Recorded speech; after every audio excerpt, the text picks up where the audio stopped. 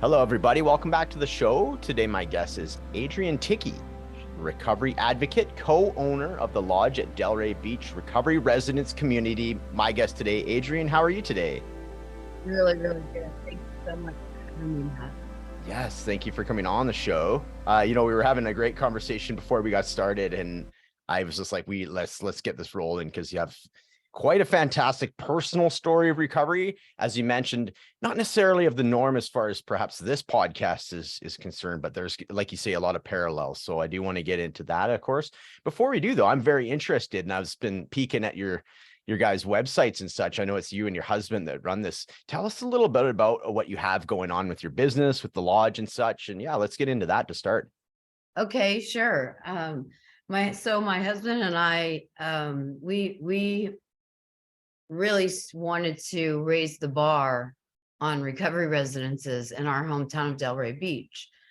I'm not sure how familiar you are with Delray Beach. Not at all. Not at all. No, yeah. So there was a 60-minute special done on us a few years back because we've gotten the reputation of being the recovery capital of the United States. Oh. So we only have 70,000 people in the whole community. So that's about, like you talked about, Prince Edward Islands, right? 70,000 people. Oh, Prince George, like where I'm from. Yeah. Prince George. Yeah, that's right. Yeah. 70,000 people. 70,000. Yeah, that's right. So not a big town. Right.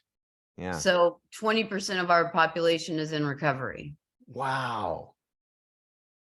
That's incredible. Yeah. So we have over 100 12-step meetings per week. So you can go to 3-4 meetings a day if you want to. Yeah. We have 2 clubhouses. For a town that's this small, it's quite a lot. And I think the benefit of that is we get to see on a small scale where addiction is going on a larger scale. Yeah, that makes sense. Yeah. We see, for example, with co-occurring mental illnesses, we see more now than we ever have before. But back to the story, we met each other in 2006 in church. So this is really a love story. We didn't really know that we were supposed to be together until about 3.5 years into our relationship. Interesting. So we were really best friends. And we found out also that our birthdays were on the same date. We're both the 13th of the month. Very cool. So it was cool. It was kind of the 13th club. I don't know if you know anything about the Episcopal Church, but they're filled with gray hairs. Okay. So anybody who isn't, like, flocks towards each other. You know what I mean? Sure. Yeah, I got you. Yeah. Run. Yeah. Yeah. Especially from the old men. Don't tell them I said that. Yeah, we'll keep that one to ourselves. Yeah. So it was a fast friendship, and he actually called me up and had me do the content for the website, the contract, the application process, all of that, from the kind of the administrative stuff from the back end. Yeah. So I was very comfortable in that role. And then we decided on girls' houses. We had, I think, 3 men's houses at the time, and we eventually got to 5 men's houses and 5 women's houses. And that was too many for just the 2 of us and our staff, you know. Sure. That was 60 souls. Yeah. So that's, we took that seriously, and I was not really in very good health at the time. So it was a lot we saved a life, mine, in 2016. We saved a business and a marriage, And so now we're down to 3 houses of 16 men because we've rented 4 of our houses out to a treatment center. Oh, okay. And then we kept 3 houses.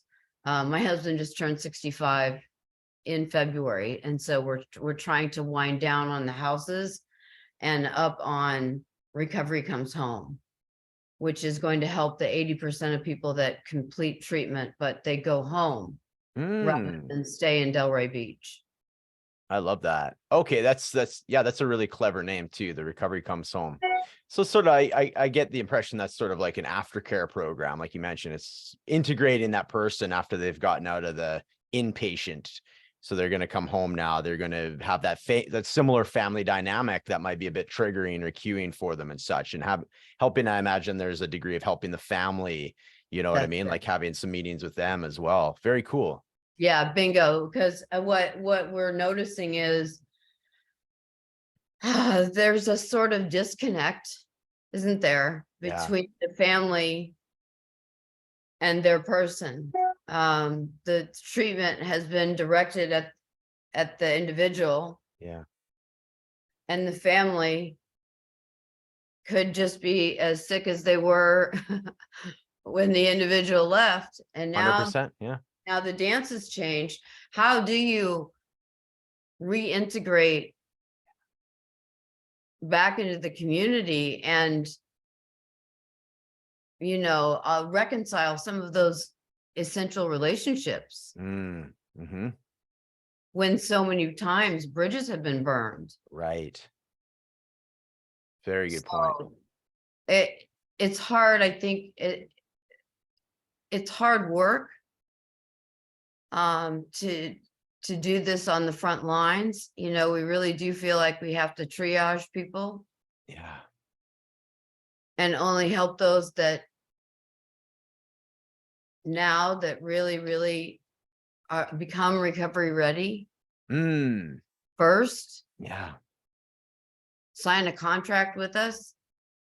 That look, I'm recovery ready. I'm responsible for my own behavior. That it's time now to grow up at whatever age you are. And we've had from 18 to 82. Wow. Quite the age spectrum. It really has been. And it's mostly because we had single family houses rather than apartments type dwellings. Yeah. Yeah. Gotcha. That fosters more the party atmosphere. Sure. And without the drugs, but the tempting, that was they're still in existence, but sober living of Delray is a good place, but it was definitely towards the younger people. Okay. Interesting. Yeah. I'm gonna have to do some more research on this. Just the more that I'm hearing from you, that's quite fascinating. Even just like the large percentage, 20% of 70,000 people, it's a lot of people. And, Florida's a beautiful spot. We were comparing notes as far as our weather patterns, mine versus yours. Right now, as we're heading into spring here in Canada, I imagine it's just a gorgeous spot. And that's do you get people from all over the world coming to, like, all over America, or like, what does that look like? You've talked about the age spectrum. How about the people from, like, where are they all coming from? Mostly the Northeast. Northeast. Okay. Yeah. The Northeast coast. Yeah.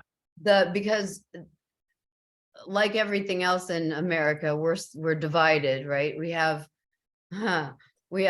all of the treatment centers ended up in South Florida. Oh, okay. Or California, Southern California. Right. Of course. Originally. Now there's a scattering of them across the country, but a proliferation of them still in Florida and California, because we have beach property. Right. Of course. And that's always going to be attractive. Of course. Very appealing. Yes. Very appealing. We work with some really, really great treatment centers, so we don't really have to advertise that we are on the continuum of care. But that doesn't mean that we don't have to get that know, like, and trust factor up and going. Sure. Sure. So, yeah, people come to us. They have come to us internationally, though. We've had a guy from Sweden. Wow. We've had everything from people that were homeless by choice. And then after the month that they had stayed that was required for them to get a pass, Mhm. this gentleman took a pass and never came back. He went to go Wow. spend the night with his friends for 4 nights, and he just decided Just not to come back. never came back. Yeah. Hmm. Yeah, so we have everything from that to lawyers who put their practice on hold while they were with us. We've had sports figures, Yeah. politicians, people that you would recognize, a couple that have had to change their names. Mm.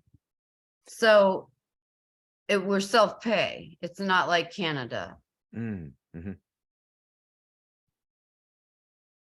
right? You've got a system that's quite different there. I imagine we do. I'd have to look into the ins and outs of it. Yeah, I'm not sure about like the way that the sober houses and such work, but off the top of my head, I'm obviously I do some work with sober houses around, but it's like I do freelance work, right? It's for the most part. So yeah, that's interesting stuff though. It's really cool. What is like the average time that somebody spends? I'm sure it's obviously varies from person to person. Like, is there set, 30, 60, 90? Is there people that stay for a year? Or again, is there quite the variance of that as well? Because we cater to a different audience, we have people that stay between 1 year and 18 months. The Okay. minimum commitment is 6 months. Minimum. Okay. Yep. Yeah, and a few over the years, I'd say a handful stay that 6 months and then jet. Mm-hmm. But most people come and they stay, and they didn't want to. Yeah. It Sure. makes me think of that song, I Yeah. didn't want to do it. Yeah. Yeah. Because they don't. They absolutely want to do what they want to do, which is, Mm. in their mind is go home. We convince people that they'll be a better mother, that they'll be a better spouse, they'll be a better daughter, they'll be a better friend, they'll be a better son. It's all, and doing that work, like you said, connecting families impacted by addiction as they heal together. Mm. Yeah. Yeah. So that's so needed right now. I feel like that's a missing component in the aftercare that we can really swoop in and help with. We have these technologies now via Zoom. We have the ability to potentially get a urinalysis by Quest or LabCorp Mm. because they're nationwide. Oh, wow. Okay. So to drop a urine whenever they're called, Right. and help them build a support system so they don't necessarily have to have their own Delray Beach. But those ABCs that I was talking about to you when we were off camera of the recovery that I see is the ABCs of recovery from any type of life-altering situation. How do you get past life's difficult challenges? Exactly. Yeah, I love that. Yeah. It's accept your situation and prioritize action. Be brave enough to start over and over and over till you get it. and create a stellar support system, starting with God. Love it. ABCs. Yeah, I noticed that the same coping mechanisms that, I hadn't put into words at that point yet, but those same coping mechanisms Jim had been using with his program, turning it over, coming to believe, knowing the difference is everything. Yeah, To it know the sure difference. is. Yeah, isn't it? Yeah, that's the key. That's a really key component. Yeah. Yeah. So it's funny because I really got this backdoor education in addiction recovery. I think it was maybe a year into the lodge, I took a position that paid $10 an hour for the Halfway House Association. Mm. It was like, so it was 10 hours a month for $100. Wow. Wait, before taxes. Before taxes. Yeah. Okay. Yeah. That's funny. So it was not for the money, it was for the education. Yeah. Yeah. And I really did get to learn the ropes, and found out really quickly that you never have this thing licked. You don't never can I understand addiction. Not even 14 and a half years later, I'm still, it's baffling and cunning and powerful. Yeah. And it takes people that you love, just turns them into something that nobody ever wanted to be. Absolutely. So we try to heal those wounds while also educating the family on that, at 2 months sober, here's kind of what you can expect from your son. Sure. Yeah. I remember the one of the, he was just a beautiful boy. He came back from a visit to his folks, and he said, they just don't seem to know what to do with the sober Aaron. Mm. So there's this huge gap here that's a necessary, that we feel as a safety net in all other areas, right? We serve as a bridge from their old life to their new. But what's missing in the gap, by the time the families got to us, we started noticing they're hostile. Well, in some ways, they've been shut out of the picture because their kids are adults. They're not acting like adults, but they're adults. We had people telling us, you'll never make it with all those rules you have in place. And 14 years later, we're backed up with a waiting list for the last 10 years. It takes you a month to get into the lodge. Wow. So people, I think, yearn for some structure and stability. You're right. Absolutely.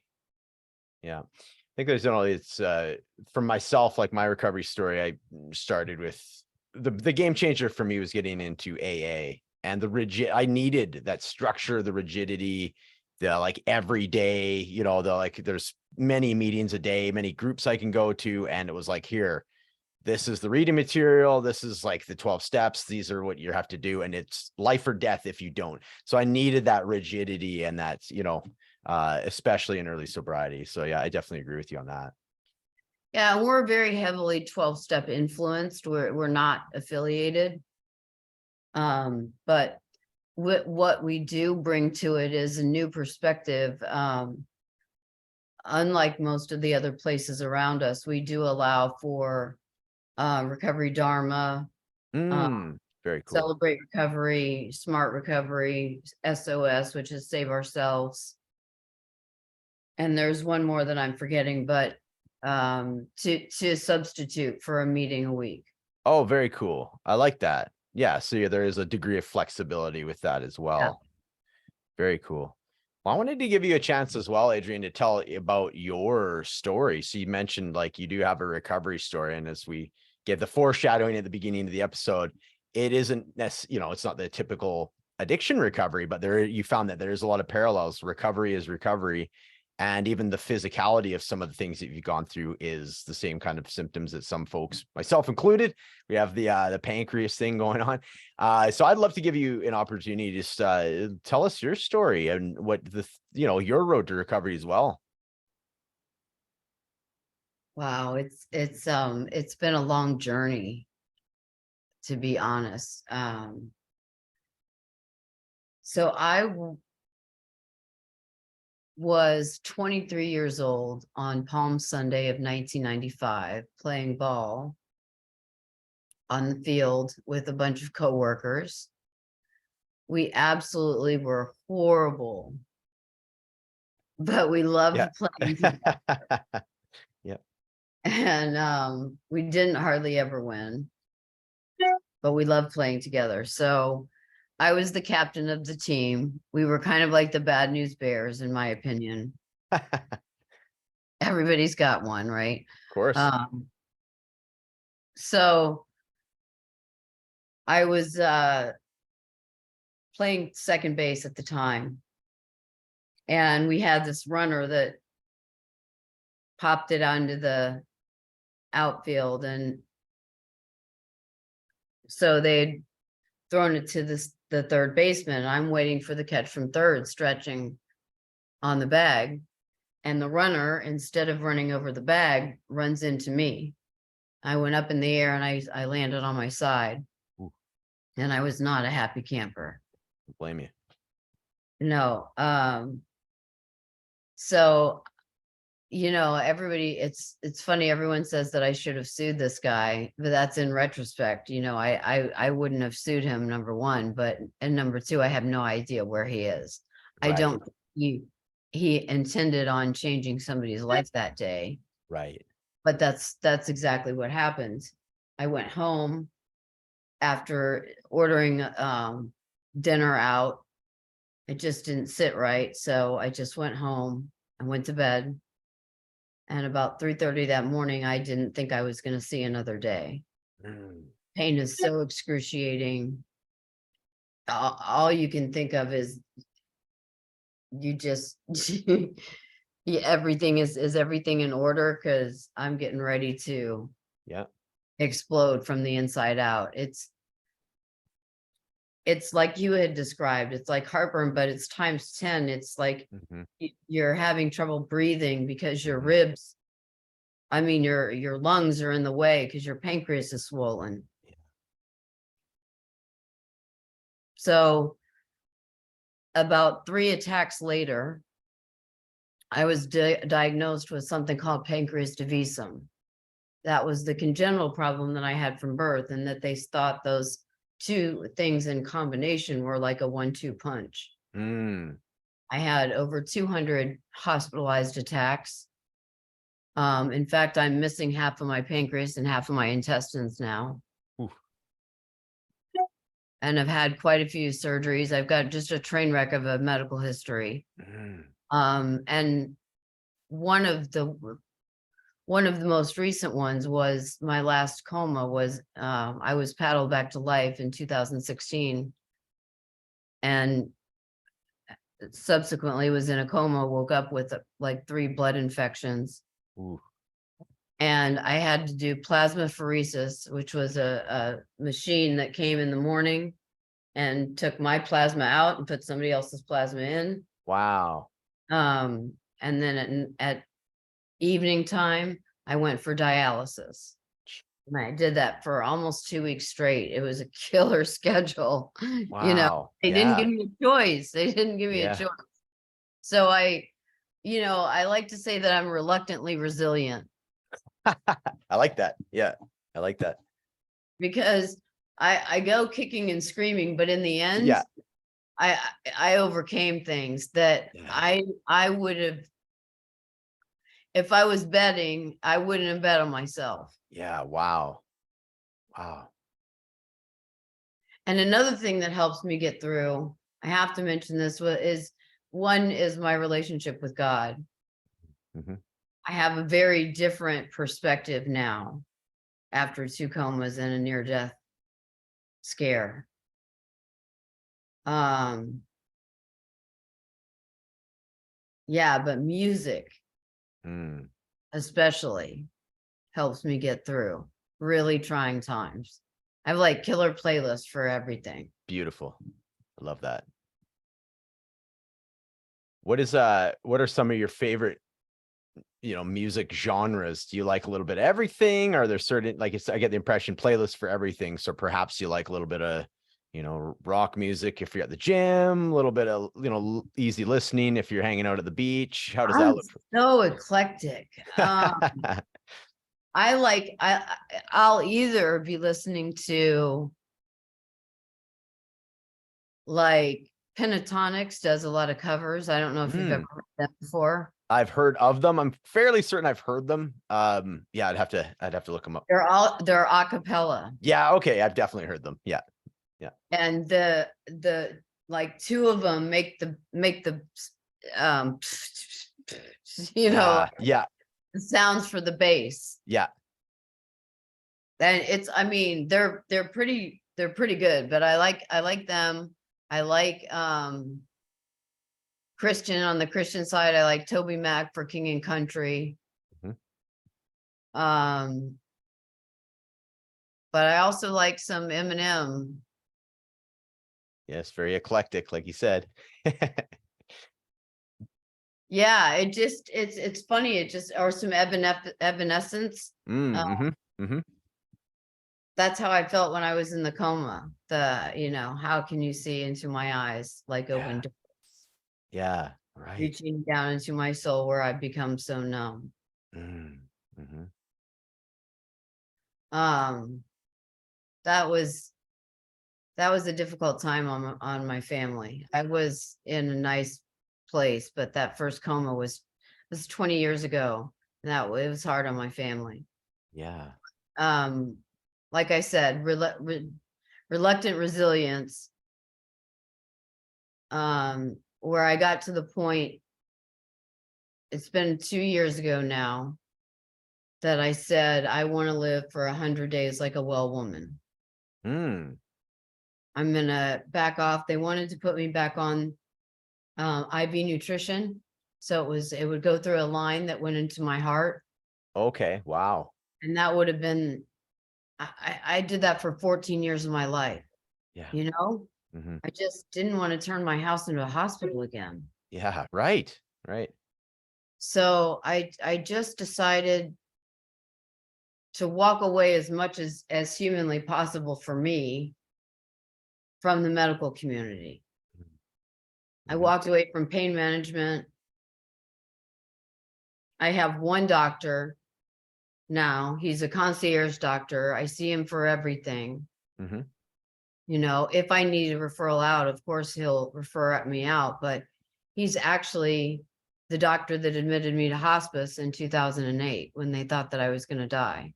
Oh, wow. Okay, so you got a connection with him, I imagine. Yeah. And so he's seen me through all of this and just like Mhm. couldn't be happier, Yeah. that I went for 100 days, and then honestly, Matt, I just kept going. I, Wow. I liked the results, and I Hmm. didn't I didn't want the drama of how much of this are you on, and Mhm.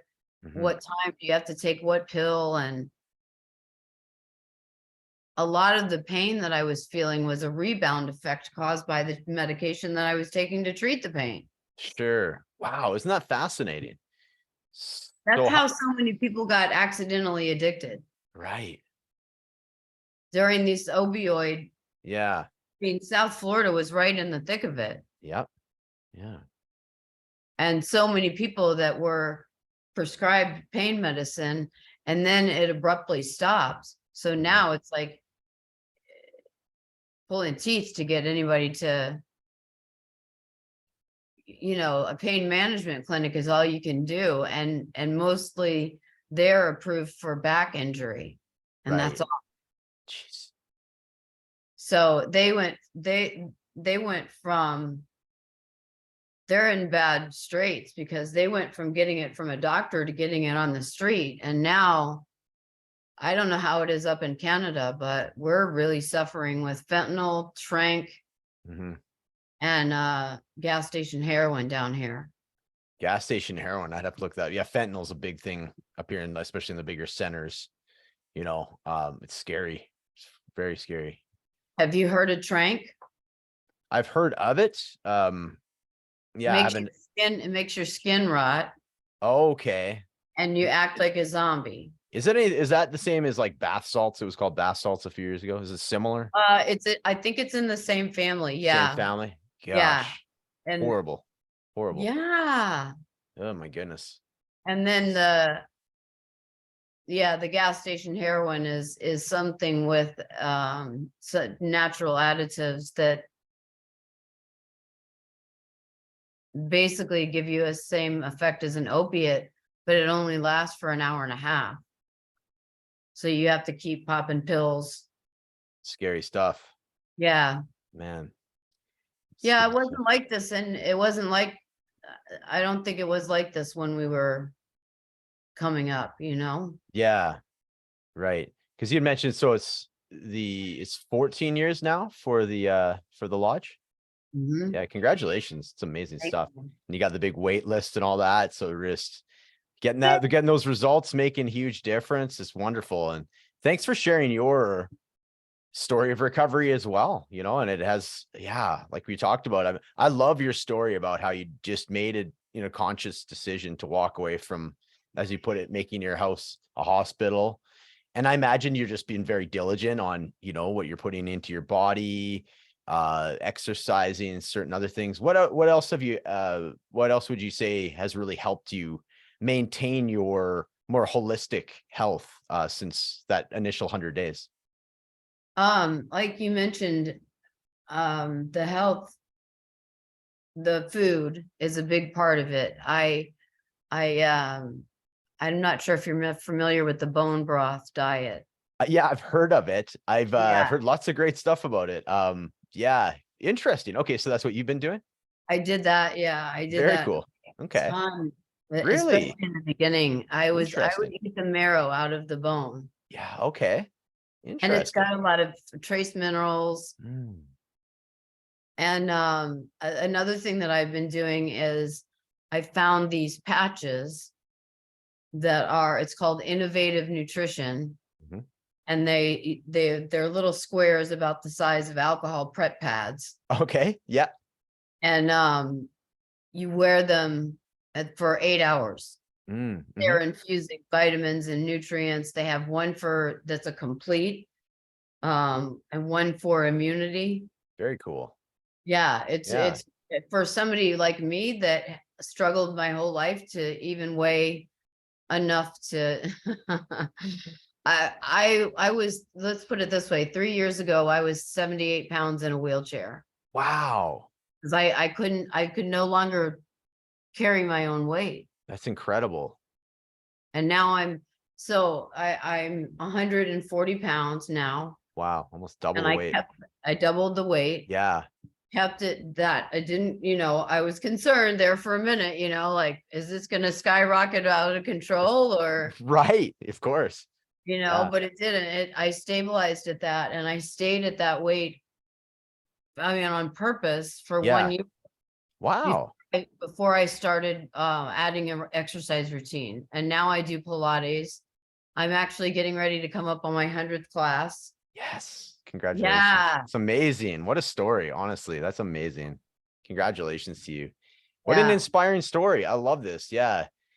Yeah. And such a cool, yeah, just combination of like your story of recovery and then helping people with their own journeys. You know what I mean? And just the fact that you've been through it and you've had all this, otherwise knowledge, sort of the objective view of other people and other addictions and such.